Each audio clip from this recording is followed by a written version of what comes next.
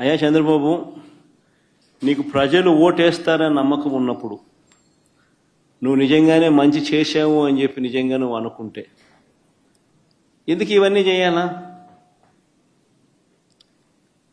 నువ్వు ప్రజలకు మంచి చేయలేదని నీకు తెలుసు కాబట్టి, ప్రజలు నీకు ఓటు వెయ్యరు అని నీకు తెలుసు కాబట్టి, ప్రజాస్వామ్యబద్ధంగా ఎన్నిక జరిగితే నీకు ఓట్లు పడవు అని నీకు తెలుసు కాబట్టి ఈ స్థాయిలో దౌర్జన్యానికి దిగుతా ఉండవు.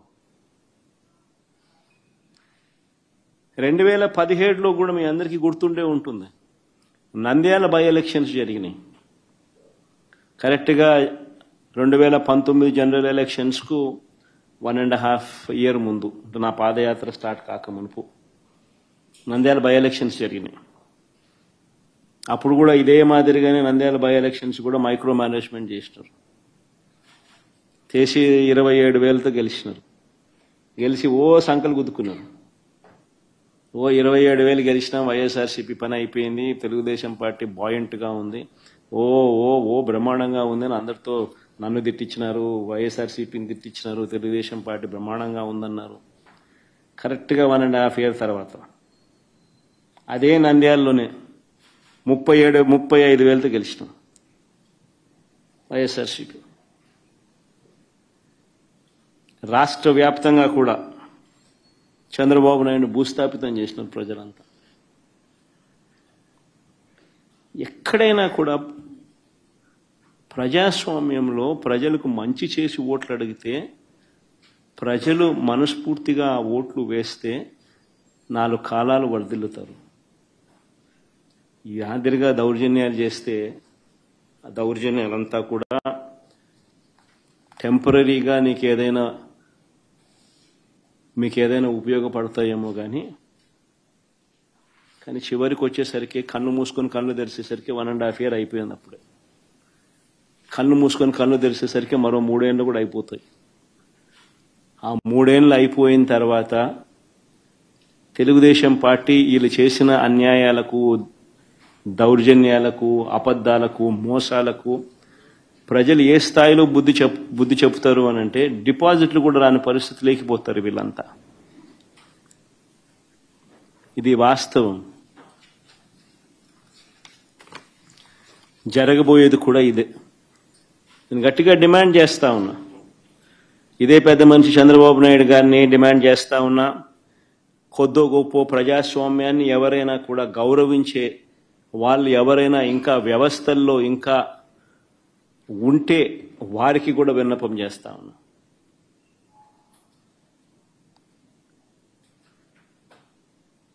ప్రజాస్వామ్యాన్ని కాపాడుకునే కార్యక్రమం చేయకపోతే, ప్రజాస్వామ్యం ఒక్కసారి చెయ్యి జారిపోతే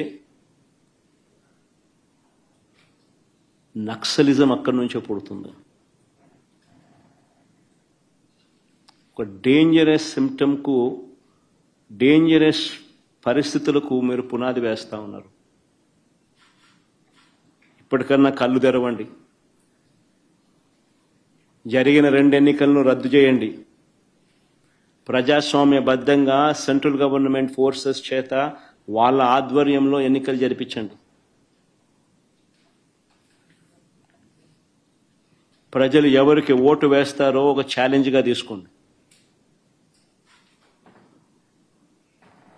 చంద్రబాబు నాయుడు గారికి గట్టిగా హితవు పలుకుతా ఉన్నా, మీరు చేస్తా ఉన్నది చాలా అంటే చాలా దౌర్భాగ్యమైన పని. తప్పుడు పునాదులకు మీరు వేస్తా ఉన్నారు, తప్పుడు పునాదులు వేస్తా ఉన్నారు. ఇది రేపొద్దున వృక్షం అవుతుంది.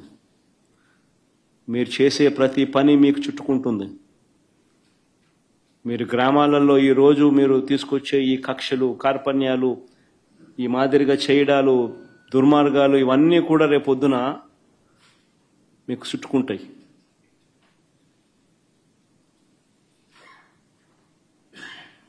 ముఖ్యమంత్రిగా ఉన్నావు, నీ జీవితానికి బహుశా ఇది ఆఖరి ఎలక్షన్ కావచ్చు. రామకృష్ణ అని అనుకునే ఈ వయసులో కనీసం ఆ మాటలన్నా అనుకుంటే పుణ్యమన్నా వస్తుంది. ఈ మాదిరిగా చేస్తే నరకానికే పోతావు. ఇప్పటికైనా కొంత మార్పు తెచ్చుకో చంద్రబాబు అని హితవు పలుకుతా ఉన్నా.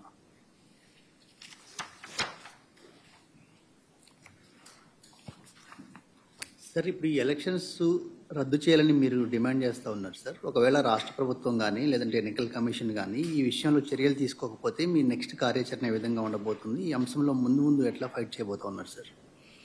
బేసికలీ ఈ మాదిరిగా ఎలక్షన్ జరిగేట్టుగా అయితే ఎలక్షన్ అనే దానికి మీనింగ్ ఏముంది? ఎందుకు ఎలక్షన్ జరపడం ఎందుకు? ఆ ఎంపీటీసీలకు, ఆ ఎంపీపీలకు, ఆ జెడ్పీ చైర్మన్లకు ఎన్ని ఎలక్షన్లు ఎక్కడ జరుపుతున్నారు? కౌన్సిల్ చైర్మన్లకు మీ ఇష్టం వచ్చినట్టుగా మీరంతకు మీరే దౌర్జన్యంగా ప్రలోభాలు పెడుతున్నారు, కొనేస్తున్నారు. ఎలక్షన్లకు మీకు సంఖ్యాబలం లేకపోయినా కానీ మీరు మీ అధికార దుర్వినియోగం చేస్తూ మీరు లాగేసుకుంటున్నారు. అక్కడి నుంచే మొదలుపెట్టిన సాంప్రదాయం చివరికి ఓటర్ల దాకా కూడా తీసుకొని పోతా ఉన్నారు. ఇప్పుడు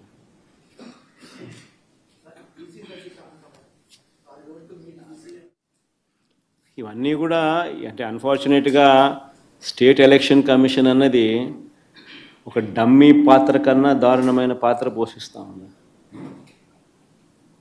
ప్రజాస్వామ్యాన్ని కాపాడవలసిన బాధ్యత గల స్థానంలో ఉన్న వ్యక్తులు నిజంగా ఇంత దిగజారిపోయిన పరిస్థితుల మధ్య ఈ వ్యవస్థ నడుస్తూ ఉంది.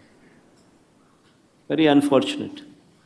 ఖచ్చితంగా న్యాయ పోరాటంలో భాగంగా కోర్టులకి ఇవన్నీ చూపిస్తాం, కోర్టులకి ఇవన్నీ వేస్తాం. అందుకని వాళ్ళిద్దరు కూడా ఈరోజు వచ్చింది కూడా కోర్టులో వేయడానికే వచ్చినారు. ఇద్దరు జెడ్పీ టీసీ అభ్యర్థులు కూడా కోర్టులో వేయడానికే ఇక్కడికి వచ్చినారు. ఈ డీటెయిల్స్ అన్నీ తీసుకొని పోయి వీళ్ళు కోర్టులో వేస్తారు. న్యాయస్థానం ముందర ఇవన్నీ కూడా ఉంచడం జరుగుతుంది.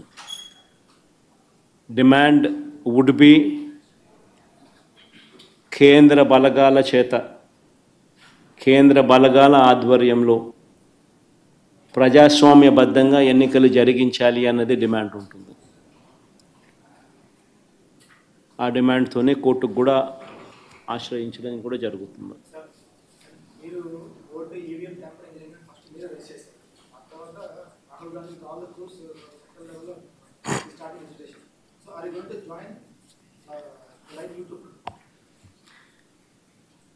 జాయిన్ అనేదానికి మీనింగ్ ఏంది? What is the meaning and definition of joining? State election commission ముందర మాకున్న అభ్యంతరాలను, జరిగిన అన్యాయాలను సవివరంగా వివరించినాం. ఇన్ఫ్యాక్ట్ దేశంలో కల్లా ఎక్కడన్నా బిగ్గెస్ట్ అనామలీ ఎక్కడన్నా జరిగిందంటే అది రాష్ట్రంలోనే. 12.5% వాళ్ళు ఓటు ముగిసే నాటికి, ఓట్లు కౌంటింగ్ నాటికి percentage of difference highest in the country బహుశా ఆంధ్ర రాష్ట్రంలోనే జరిగింది. 12.5%. అంటే దాదాపుగా 48 లక్షల ఓట్లు ఆ స్థాయిలో జరిగినప్పుడు అది ఎలక్షన్ కమిషన్కి మన ప్రజెంటేషన్లో మా వాళ్ళంతా పోయి ఇచ్చినాం. ఎలక్షన్ కమిషన్కి చెప్పినాం. వాళ్ళు ఇప్పుడు ఇంటెన్సివ్ సర్ అనే అది ఉంది కదా, స్టేట్ ఇంటెన్సివ్ ఏం సార్ అంటే ఇంటెన్సివ్ రివిజన్ ఏదైతే ఎక్సర్సైజ్ ఉందో అది ఆంధ్ర రాష్ట్రంలో కూడా మేము చేస్తాము అని చెప్పి కూడా సానుకూలంగా చెప్పినారు. కానీ at the end of the day అన్ఫార్చునేట్గా ఏం చేయగలుగుతాం? ఏదైనా కానీ ఈ రాహుల్ గాంధీ అనే వ్యక్తి ఏదైతే చెప్తా ఉన్నారో, ఎందుకు ఈ రాహుల్ గాంధీ అనే వ్యక్తి ఆంధ్ర గురించి ఎందుకు మాట్లాడడం లేదు చెప్పు?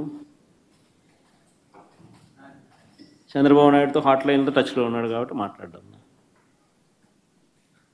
ఎందుకు Andhra incharge national spokesperson మనిషోడు మాణిక్యం ఠాకూరా అడేపొద్దన్న చంద్రబాబు నాయుడు గురించి మాట్లాడినాడా?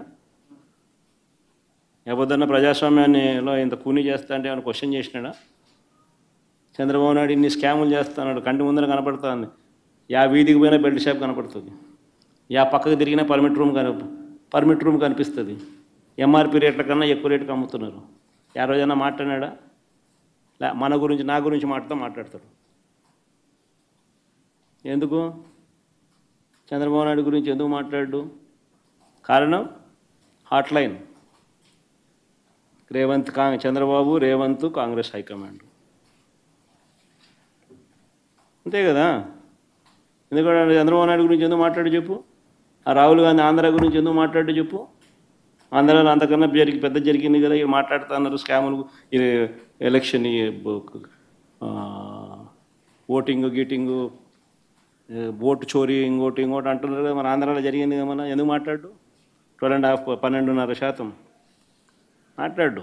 ఎందుకంటే హాట్ లైన్ చంద్రబాబు నాయుడు, రాహుల్ గాంధీ, రేవంత్ రెడ్డి. వీళ్ళు పార్టీలు, వీళ్ళకు ఎజెండా. మన